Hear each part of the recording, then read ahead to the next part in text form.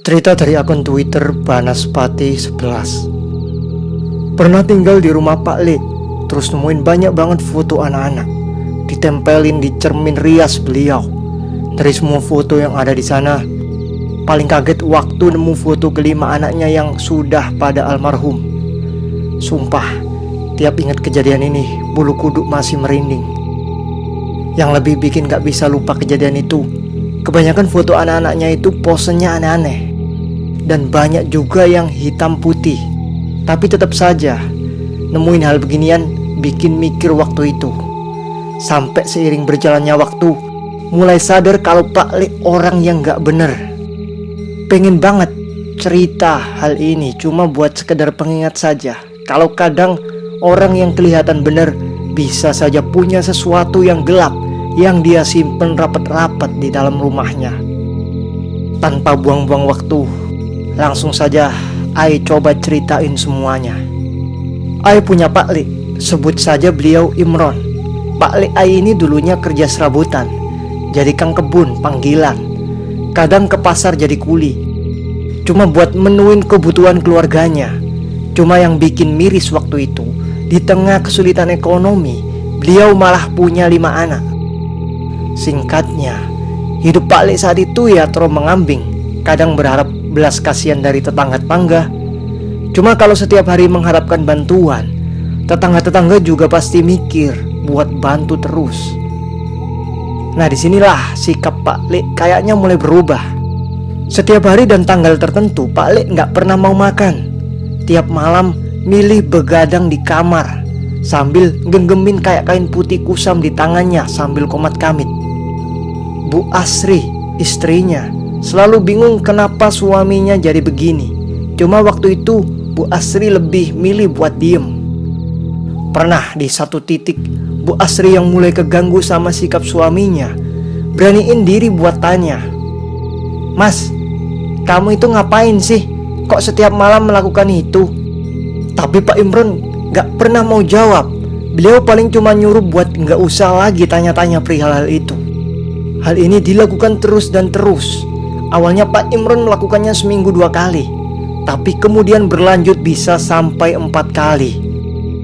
Dan puncaknya itu, Pak Imron bisa melakukannya 7 hari penuh setiap malam, gak tidur.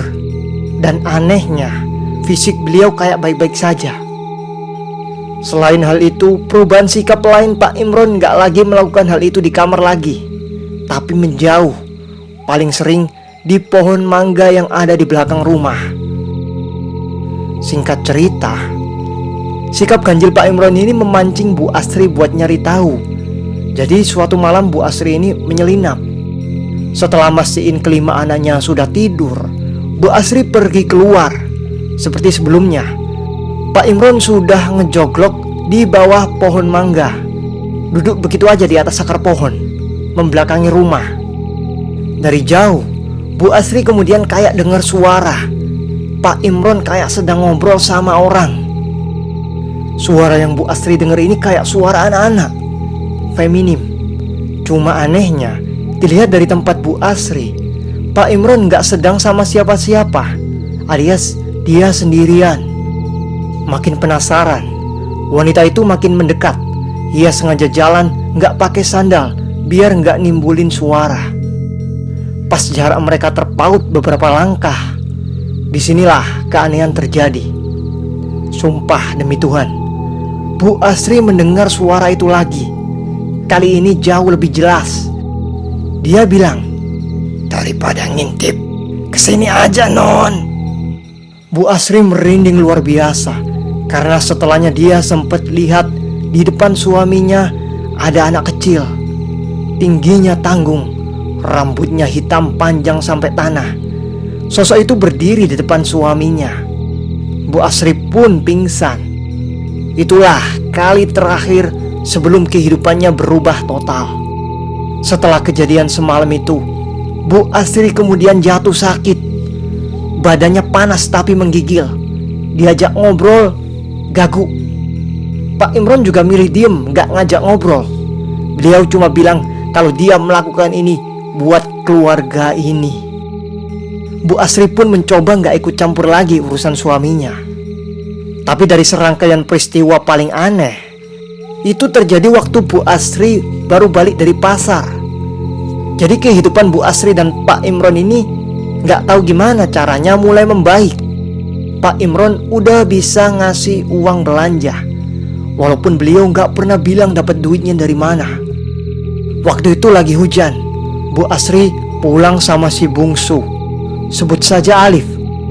Pas mereka lagi jalan menuju ke rumah gubuknya, tiba-tiba anaknya, si Alif ini mendadak berhenti sambil ngomong, "Bu, di dalam ada mbak-mbak nyari bapak." Bu Asri bingung apa maksud anaknya ini. Dia ingat kalau dari keempat anaknya yang lain, cuma ada satu yang saat ini harusnya ada di rumah, si Tina, anak ketiga mereka. Bu Asri pun membuka pintu. Anehnya, entah kenapa rumah kerasa sepi. Sepi sekali, kayak gak ada orang sama sekali. Di sini Alif lagi-lagi bersikap aneh. Dia gak mau diajak jalan masuk. Dia cuma mau berdiri di ruang tengah. Katanya mbak-mbak yang datang posisinya lagi ada di kamar anak. Bu Asri pun makin bingung. Dia pun jalan buat ngecek apa yang dibilang anak bungsunya. Saat gorden kamar dibuka, Bu Asri dibuat terkejut. Di sana dia nemuin Tina. Anaknya sedang dalam posisi sholat, meskipun posisinya membelakangi beliau. Bu Asri pun cuma diem, ninggalin kamar kemudian pergi ke dapur. Sementara Alif masih di ruang tengah. Saat itulah ketika Bu Asri mulai nyalain kompor, Bu Asri dengar suara. Suaranya kayak orang sedang mandi. Penasaran, Bu Asri jalan ke kamar mandi buat mastiin. Ia ketoklah pintu itu. Dan dari dalam sana, Bu Asri mendengar anaknya, Tina. Dia nyaut kalau dia sedang mandi. Kaget, Bu Asri langsung lari. Ia pergi ke kamar buat ngecek. Anehnya, di sana Bu Asri gak menemukan siapapun sedang sholat. Tahu ada yang gak beres, Bu Asri lantas menuju ke Alif yang ada di ruang tengah. Tapi yang didapat, Alif berdiri membelakangi Bu Asri sambil bilang sesuatu. Suaranya gak kedengeran kayak anak bungsunya. "Kalau udah kaya, jangan pernah ngelupain anak-anakmu ya, Bu." Bu Asri yang denger itu cuma bengong, karena setelahnya bajunya ditarik. Dan waktu dilihat, si Alif rupanya dari tadi berdiri di sampingnya. Itulah kali pertama Bu Asri ngerasain bakal ada yang gak beres di sini. Intinya hidup Pak Lik sama istri dan kelima anaknya ini jadi makin-makin. Tajirnya gak bisa dinalar dari mana. Orang-orang pun gak ada yang curiga. Cuma keluarga besar yang sempet nanyain, tapi ditutup duit pun gak bakal ngungkit. Pak Lik kemudian buka toko bangunan. Nah dari sinilah dulu Ai paling bingung. Dengan duit yang dimiliki sekarang, dengan kesuksesan dan gelimangan harta itu, ada beberapa kejanggalan yang selalu dilakukan sama Pak Lik. Yaitu beliau sering sekali minta bumbu dapur atau sembako ke tetangga yang ekonominya jauh di bawahnya. Aneh, pasti. Tapi ini bukan bagian kecil apa yang Ai bakal ceritain. Hal di luar nalar yang beliau lakuin itulah yang bikin Ai sampai sekarang gak mau mampir ke rumahnya lagi. Balik ke Bu Asri. Rumah yang sebelumnya kayak gubuk sekarang berubah total jadi rumah gedong yang di depannya ada toko bangunan yang juga laris manis. Bu Asri dan kelima anaknya gak lagi kekurangan juga. Terus soal kejadian aneh, Bu Asri juga gak pernah ngalamin lagi. Cuma waktu itu tengah malam, Bu Asri kebangun dari tidurnya. Dia mimpi kalau dirinya digigit sama ular. Pas beliau duduk sambil keringetan itu, Bu Asri kaget kalau suaminya, Pak Imron, lagi gak ada di sampingnya. Keluarlah beliau buat nyari. Jadi kamar beliau ada di lantai 2. Biasanya kalau malam begini, Pak Imron ngudut di halaman belakang deket kebun sawo. Atau enggak, nonton TV di ruang tamu lantai 1. Jalanlah Bu Asri sendirian. Ada satu perasaan yang Bu Asri selalu rasain tiap di rumah ini. Nggak tahu kenapa rumah ini tuh lebih sepi saja. Padahal yang tinggal di sini selain keluarga, ada 2 pembantu juga. Cuma ya inilah yang nggak bisa Bu Asri tampik. Beliau pun menuruni anak tangga. Sayup-sayup pas turun, Bu Asri denger suara TV nyala. Perasaannya sedikit lega karena mikir itu Pak Imron. Lepas sampai tangga terakhir, beneran Bu Asri lihat bayangan suaminya lagi duduk di sofa sambil nonton TV. Membelakangi beliau, Bu Asri pun mendekat. Tapi anehnya, suaminya cuma diem, kosong, kayak ngelamun lihat TV yang muter berita malam. Sedikit pun badannya nggak gerak. Kerasa ada yang ganjel dan aneh. Bu Asri pun manggil, "Mas, mas." Tapi Pak Imron masih diem aja, kayak nggak denger. Karena dirasa suaminya mungkin terlalu fokus, disentuhlah bahunya. Saat itulah akhirnya Pak Imron ngelihat Bu Asri. Bu Asri pun duduk, ikut bergabung sama Pak Imron di sofa. Bu Asri kemudian nyeritain soal mimpinya. Di sini lagi-lagi Pak Imron cuma diem aja dengerin. Kadang kepalanya agak miring sambil dengerin. Cuman ekspresinya kaku banget, nggak kayak Pak Imron biasanya. Karena cerita mimpi Bu Asri nggak ditanggepin. Bu Asri pun ngajak Pak Imron balik. Untungnya pria parubaya itu nggak nolak. Pergilah mereka menaiki anak tangga lagi. Sambil ngegandeng tangannya, Bu Asri sempat tanya gimana kondisi toko. Lagi-lagi Pak Imron nggak jawab apapun, cuma diem aja sambil jalan menapaki anak tangga rumah. Bu Asri pun nggak begitu curiga. Singkat cerita, pas sampai di kamar, saat Bu Asri dan Pak Imron sudah ada di atas ranjang, Bu Asri ngerasa nggak nyaman. Entah kenapa di belakang tubuhnya tempat Pak Imron tidur itu kedengeran nafas yang besar sekali, kayak orang lagi asma. Bu Asri pun nggak berani noleh sama sekali. Pas jam di dinding nunjukin angka 1, pas itulah Bu Asri ngerasain nafas suaminya sekarang ada di lehernya. Disitulah jujur Bu Asri ngerasain perasaan takut yang bener-bener bikin gak tenang. Gak berselang lama, mulailah kedengeran suara Pak Imron bicara. "Besok kalau mau ngajak orang, dilihat ya. Dilihat bener-bener suamimu bukan?"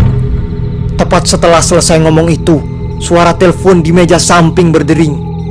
Bu Asri pun cepet-cepet ngangkat sambil lihat dari cermin lemari. Pak Imron duduk melihat ke arah Bu Asri. Di sanalah, sesuai dugaan, yang telepon malam-malam adalah Pak Imron suaminya. Dia bilang kalau harus lanjut jalan buat ambil materi bahan bangunan ke kota sebelah. Dia telepon cuma buat ngabari kalau malam ini gak bisa nemenin tidur. Bu Asri yang terdiam mematung gak tahu harus bagaimana, nekat lihat ke cermin lemari lagi. Di sana Pak Imron kebetulan lagi lihat ke cermin juga. Cuma bagian bibirnya menyeringai lebar. Lebar sekali sampai gak kelihatan kayak manusia. Habis itu Bu Asri teriak. Teriak kenceng sekali. Sejak saat itu Bu Asri mulai beda dalam memandang ruang TV. Pengalaman beliau yang ini gak bakal dia lupain seumur hidupnya. Suatu hari Pak Imron nyuruh Bu Asri minta bawang ke rumah tangganya. Bu Asri yang dengar itu protes kalau soal bawang banyak di dapur atau enggak di tukang sayur. Intinya, kenapa harus minta kalau mereka bisa beli? Cuma suaminya ngengkel dan bilang buat minta saja. 2-3 siung sudah cukup. Bu Asri masih bingung. Lantas dia pun pergi. Tapi bukan buat minta. Dia beli bawang itu. Namun sebelum Bu Asri pergi, Pak Imron yang lagi gulung kain putih sempat bilang, "Anak-anakmu sudah mulai gede. Minta tetangga itu baik daripada mencuri. Kamu gak mau kan, Bu? Ada yang dicuri dari kita. Jadi mintain bawang sana. Nanti kasihkan ke aku ya, Bu." Bu Asri pun pergi. Setelah beli bawang, ia berikan sisa bawangnya ke pembantunya.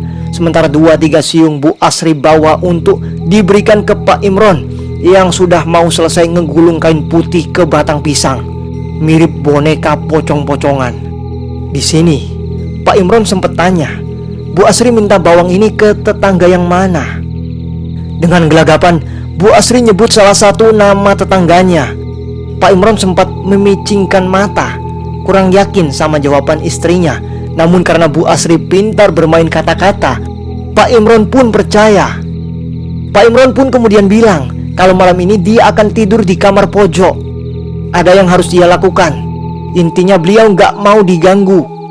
Bu Asri nyoba ngerti karena hal ini bukan sekali dua kali, tapi udah bertahun-tahun beliau lakuin. Menjelang maghrib, anak sulungnya telepon, si Dika. Dika pamit kalau dia gak akan pulang hari ini. Ada acara dadakan sama anak-anak sekolahnya buat camping di salah satu gunung. Bu Asri awalnya menolak dan menyuruh anak itu pulang saja karena perasaannya gak enak. Tapi si Dika yang notabene anak paling tua, ngengkel, keras kepala mirip bapaknya, dia bilang dia bisa jaga diri dan Bu Asri gak perlu khawatir. Tapi tetap saja Bu Asri ngerasa gak tenang pada sore itu. Cuma si Dika kemudian memutus telepon sepihak dan hilang kabar. Disinilah semalaman Bu Asri gak bisa tidur dengan tenang. Beliau masih berdiri di pintu rumah sambil berharap anaknya Dika pulang. Tapi sampai jam 10 kabar anak itu tak kunjung datang. Bu Asri pun berniat mengadu pada Pak Imron, tapi laki-laki itu sudah bilang gak mau diganggu. Dengan beban pikiran yang besar, Bu Asri pun akhirnya pergi ke kamar. Dia masih berharap ada telepon dari anaknya. Sambil merebahkan badannya yang sudah lelah, saat itulah sayup-sayup Bu Asri lagi-lagi ngerasain perasaan gak nyaman berada di rumahnya. Berkali-kali dari luar kamar Bu Asri kayak ngerasa ada bayangan yang melintas. Semakin malam semakin kerasa, membuat Bu Asri kayak ngerasa gak sendirian. Awalnya ia kira itu anak-anaknya yang lain, si Tina atau mungkin si bungsu Alif. Namun buat apa dia mondar-mandir di depan pintu? Singkat cerita, pada titik tertentu Bu Asri udah gak tahan. Dia mutusin keluar saat melihat satu bayangan orang melintas lagi. Namun anehnya, saat pintu kamarnya dibuka, Bu Asri gak menemukan siapapun yang baru saja melintas. Alias tempat itu kosong, sunyi dan senyap. Bu Asri nyoba ngunci pintu kamar lalu tidur di atas ranjang. Disinilah baru sekejap mata beliau terpejam. Tiba-tiba dari pintu kamarnya Bu Asri dengar suara orang yang ngetok-ngetok pintunya. Sejenak Bu Asri melihat jam. Di sana waktu menunjukkan pukul 1:15. Sempat terfikir siapa yang ngetuk pintu kamarnya. Mungkin suaminya Pak Imron. Namun gak biasanya orang itu ke kamar saat dirinya minta agar gak diganggu sama sekali. Setengah gak yakin, Bu Asri pun mendekat ke arah pintu. Sayup-sayup dia sempat dengar suara laki-laki menangis. Ya, suaranya kayak ada orang yang lagi nangis. Dan nangisnya dia tepat di balik pintu kamarnya Bu Asri. Ketakutan tentu Bu Asri rasain. Hanya saja beliau kayak familiar sama suara nangisnya. Kayak beliau pernah dengar berkali-kali. Cuma Bu Asri masih ragu buat ingat itu punya siapa. Dibukalah pintu itu. Dan saat suara pintu kedengeran, Bu Asri gak melihat siapapun. Bu Asri pun keluar sambil lihat kesana kemari. Dia yakin kalau baru aja dengar suara. Hanya saja di dalam kepalanya dia masih nyoba mencerna suara siapa yang suaranya kayak gini. Perasaan gak tenang pun makin kerasa. Bu Asri udah gak pengen buat balik ke kamar. Beliau pun jalan ke lorong-lorong rumah di lantai 2. Melihat kamar-kamar yang ada di sana yang sebagiannya kosong. Hanya ada 2 anaknya yang juga tinggal di lantai atas, si Tina sama Alif. Saat Bu Asri sedang jalan sendirian dalam kondisi gelap, sesekali Bu Asri kayak ngelihat pantulan bayangan orang lagi jalan di belakangnya. Cuma setiap Bu Asri cari, itu nggak ada, hilang begitu saja. Bu Asri sempat ngetuk-ngetuk pintu kamar Tina anak gadisnya. Tapi entah kenapa malam itu nggak ada yang jawab. Bu Asri masih ngerasa was-was, kayak ada sesuatu yang terjadi, cuma beliau nggak tahu apa itu. Pas lagi jalan lagi, suara laki-laki nangis itu kedengeran lagi. Kali ini lebih sendu. Nyaris buat siapapun yang mendengarnya pasti ngerasain perasaan merinding sampai ke tulang. Tangisannya itu kecil tapi menyayat hati. Kadang sesenggukan. Cuma sekali lagi, Bu Asri nggak tahu dari mana sumber suara itu. Di sanalah Bu Asri kemudian melihat refleksi dari kaca jendela. Bu Asri melihat dari salah satu kamar ada seseorang yang sedang mengintipnya. Iya, itu Alif, anak bungsunya yang saat itu sedang melihat dirinya dengan pintu sedikit terbuka. Bu Asri pun menuju kamar anak itu, tapi dengan cepat anak itu menutup kamarnya. Bu Asri semakin bingung. Bu Asri sempat tanya kepada si Alif nutup pintu, tapi dari dalam kamar nggak ada jawaban apapun. Anak itu seperti dengan sengaja memilih diam. Sadar semua ini makin kerasa aneh, Bu Asri pun berniat pergi kembali ke kamarnya. Ia setengah berlari menyusuri lorong cepat-cepat. Bu Asri menutup pintu kamarnya lalu menguncinya rapat-rapat. Sembari berjalan mundur, Bu Asri masih mendengar suara tangisan itu yang terdengar semakin jelas. Sebelum ia melihat ke pantulan cermin di lemari, di atas ranjangnya saat ini terlihat bayangan seseorang duduk. Bu Asri cuma bisa menelan ludah. Kedua kakinya mendadak kaku, sementara suara tangisannya semakin mengiris, membuat bulu kuduk semakin merinding. Kengerian itu baru mulai lenyap saat tangisan itu berganti menjadi suara kecil. Bu, Dika pulang. Bu Asri pun terdiam sejenak sebelum memutuskan untuk menengok ke arah pemuda yang kini sudah berdiri di belakangnya. Saat Bu Asri melihatnya, ia terkejut. Rambut badan anaknya basah kuyup, kulitnya putih pucat, bibirnya biru. Bu Asri pun mendekatinya saat Dika menggelengkan kepala. Dika langsung mengangkat kaos abu-abu yang dia pakai tadi. Dan di sanalah Bu Asri bisa melihat setengah perutnya sudah keluar, hancur dengan gurat ulat menggerogotinya. Bu Asri menjerit ketakutan, tapi Dika justru tersenyum lebar sekali, persis seperti Pak Imron tempo hari. Bu, Dika pulang. Dika udah pulang, Bu. Sosok itu terus mengulangi kalimat yang sama, membuat Bu Asri menjerit mundur tidak karuan. Dengan cepat Bu Asri lari dari kamarnya. Ia gedor pintu pojok, pintu tempat suaminya seharusnya berada. Anehnya, pintu itu terbuka. Dalam cahaya remang kemerahan itu, Bu Asri kemudian melihat suaminya Pak Imron telanjang bulat. Mulutnya penuh jeroan batang pohon pisang. Kain putih yang menyertainya robek. Dan di meja rias itu ada foto anak laki-laki menempel. Foto anak tetangganya dengan angka 17 tahun. Balik ke cerita, Pak Imron ngamuk sengamuk-ngamuknya. Dia sudah perintahin buat gak diganggu, tapi Bu Asri malah buka pintu itu. Bu Asri cuma tercengang lihat wujud Pak Imron jujur, kayak suaminya. Nyaris. Bahkan Bu Asri kayak gak mau mengakui itu suaminya. Singkat cerita, Pak Imron kemudian mengunci pintu itu, kemudian keluar kamar buat tanya kenapa istrinya lancang melakukan hal itu. Bukannya ini bukan kali pertama beliau melakukan ini, dan kayaknya dulu fine-fine aja. Saat itulah Bu Asri kemudian ingat soal Dika anak sulungnya. Diceritainlah semuanya. Mulai dari dia dengar suara Dika nangis, kemudian didatangi anak itu cuma buat nunjukin bagian perutnya yang berlubang. Di sini Pak Imron kemudian diem. Wajahnya kayak orang bingung setengah kaget. Dan Bu Asri tahu kalau Pak Imron sedang nyembunyiin sesuatu. Bu Asri belum selesai. Dia terus bicara. Tapi Pak Imron kemudian minta istrinya diam, kemudian tanya soal sesuatu yang menurut Bu Asri aneh. Bawang yang kusuruh buat minta ke tetangga bener kamu minta sama dia. Bu Asri yang dengar sempat ikut diem. Bu Asri yang belum mau mengakui hal itu bersikeras kalau dia melakukan apa yang diminta Pak Imron. Bahkan Bu Asri berani bersumpah.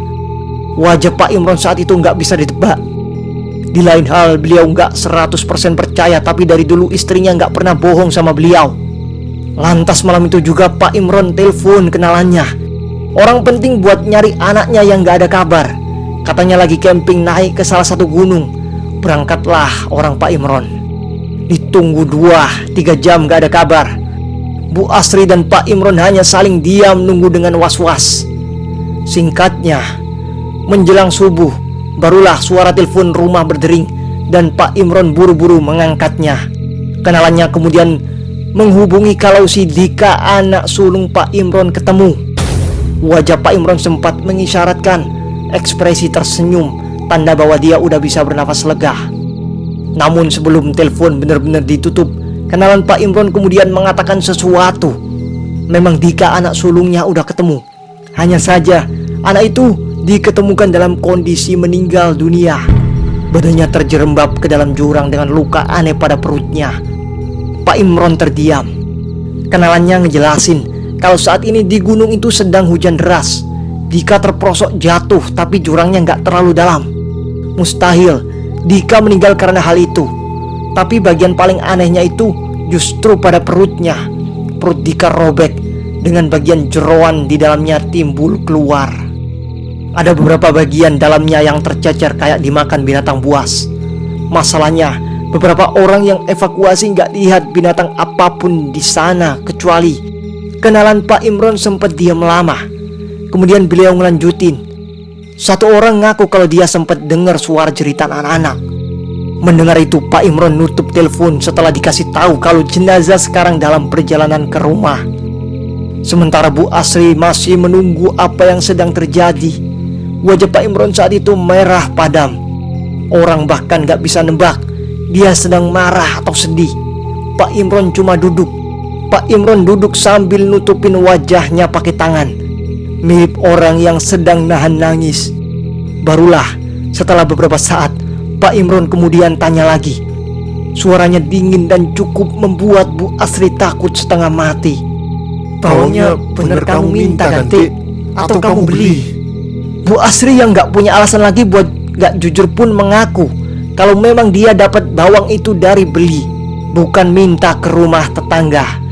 Cuma memang hubungannya apa bawang minta sama beli dengan nasib putranya yang Bu Asri belum tahu itu.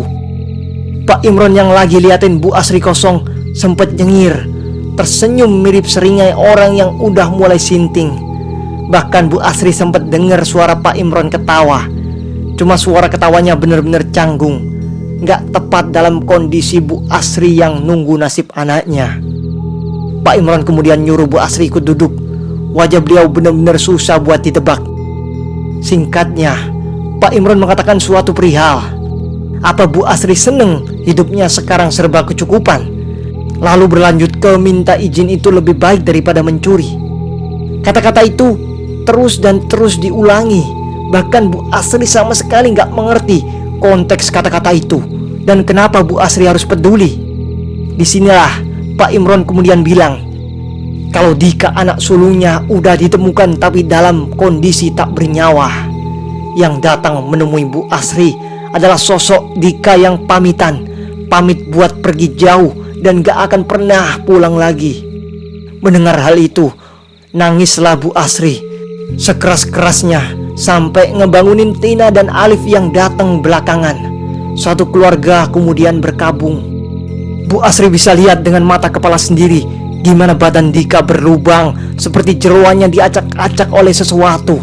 Saat Bu Asri memandangi lama bentuk jasad itu, tiba-tiba ingatannya saat melihat suaminya di dalam kamar itu datang lagi. Bu Asri tersentak, kaget, lalu melihat ke tempat suaminya yang sedang duduk. Pak Imron hanya diem. Wajahnya gak menunjukkan kesedihan.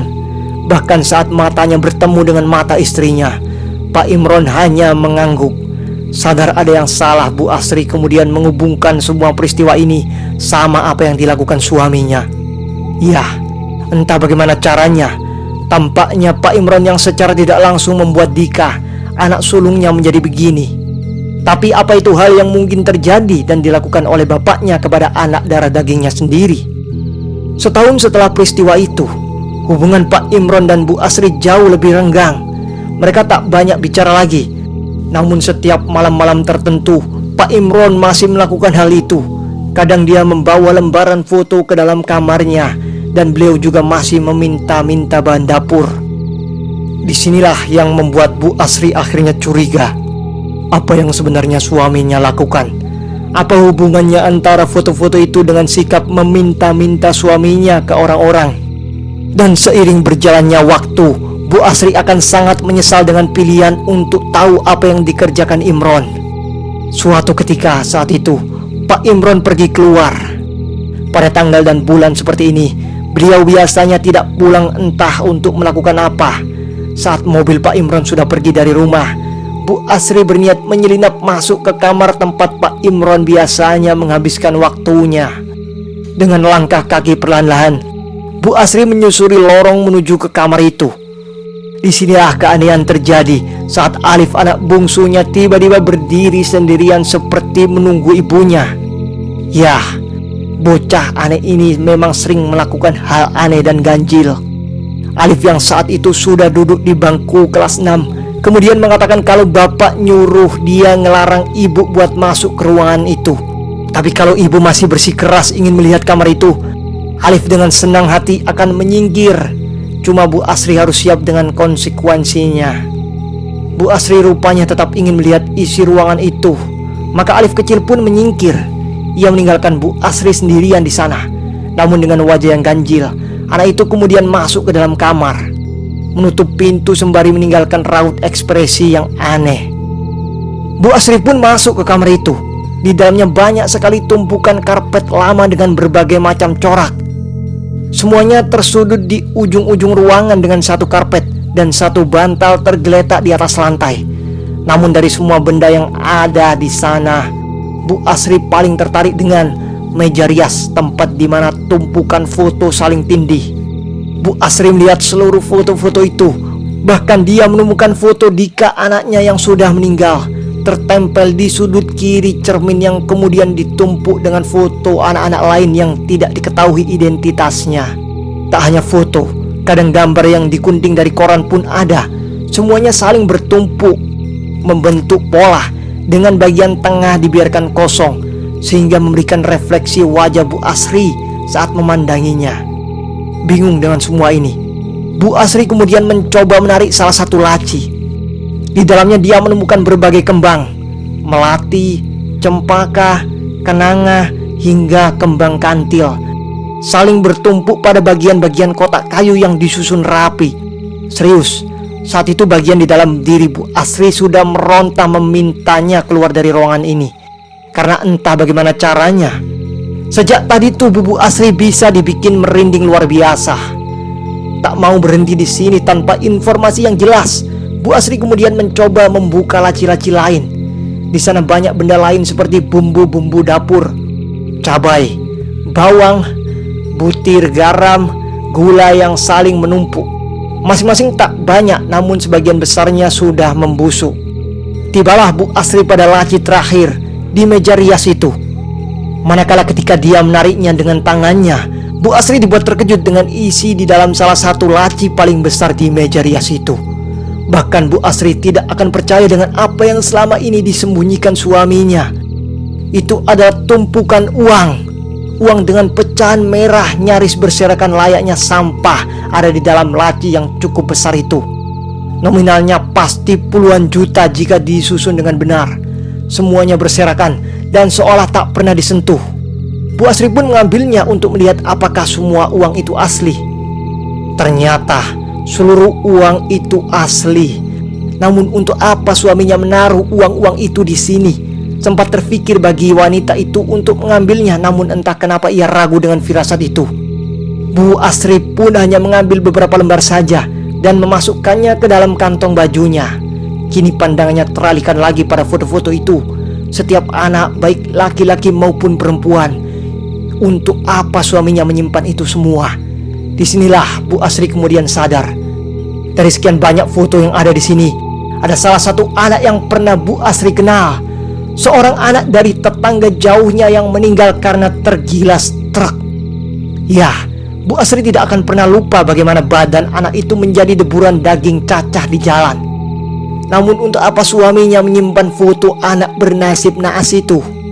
Bu Asri pun tak banyak mendapat jawaban dari ruang itu. Ia pun pergi dengan pengetahuan seadanya. Niat beliau ingin bertanya ke kenalannya yang mungkin tahu apa yang dilakukan oleh suaminya, namun mungkin saat waktunya tepat.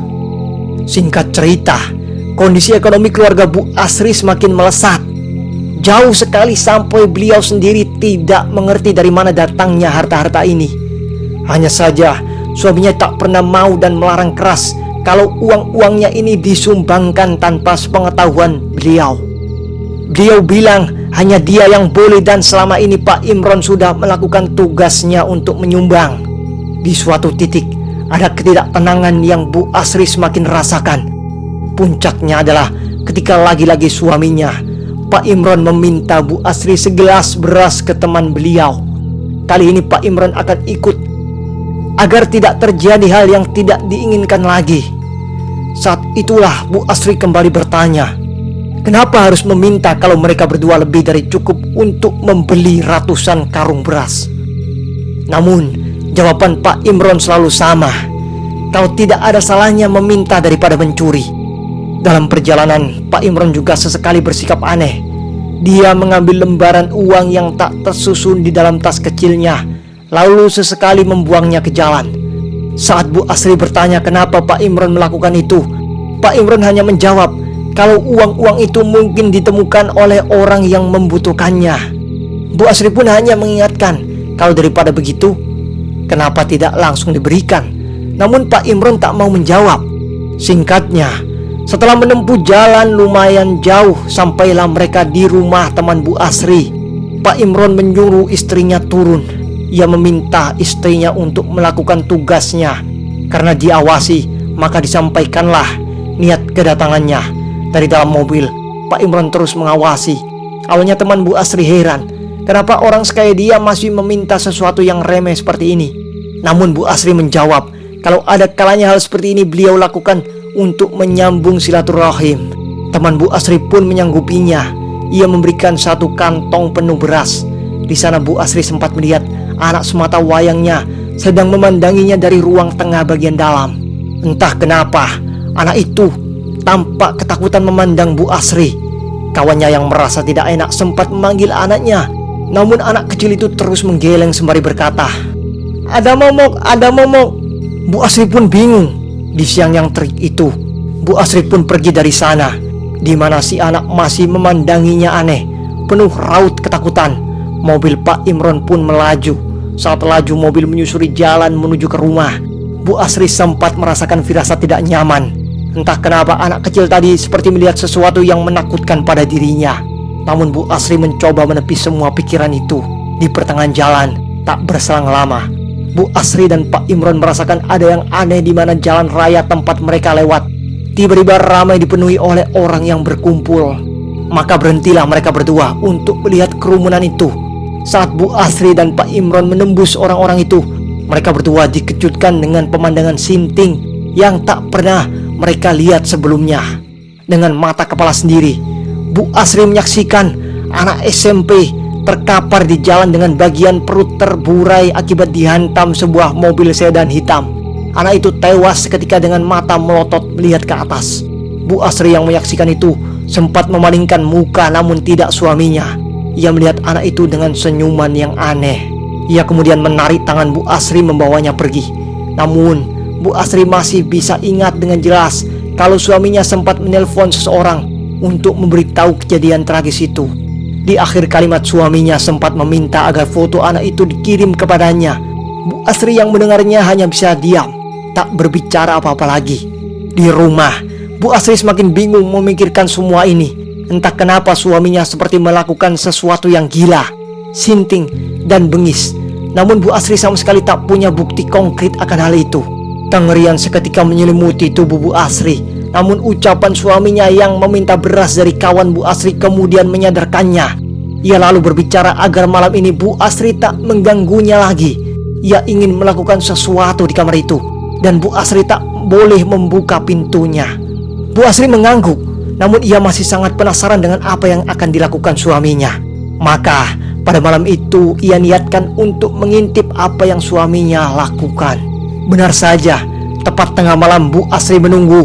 Ia kemudian datang dan pergi menuju ke ruangan itu. Seorang diri, ia buka pintu perlahan, menyaksikan suaminya sudah dalam kondisi yang sama, telanjang bulat dengan baluran air yang kemerahan. Di atas bantal terdapat sesuatu batang pohon pisang yang dibalut kain putih kafan. Sementara pada bagian meja rias, tepat di tengah cermin, sebuah foto menempel. Suaminya berkali-kali berlutut pada batang pohon pisang yang dibalut kafan, kemudian merangkak ke atasnya sebelum mulai merobek bagian jeroan yang dililit baluran arang. Pemandangan itu sungguh membuat Bu Asri jijik. Ia tidak tahu kalau Pak Imron rupanya orang yang menyimpang. Namun, tak ada yang lebih membuat terkejut saat Bu Asri melihat foto kecil yang menempel pada cermin. Sedikit saja cahaya kemerahan itu menyorotnya, Bu Asri langsung bisa melihatnya dengan jelas kalau foto itu tak lain adalah foto anak dari kawannya sendiri. Lantas apa yang akan dilakukan oleh suaminya ini pada anak itu? Tak berhenti di situ, Bu Asri masih memandangi apa yang dilakukan oleh Pak Imron sebelum seseorang menarik kain pakaiannya dan membuat Bu Asri terkejut.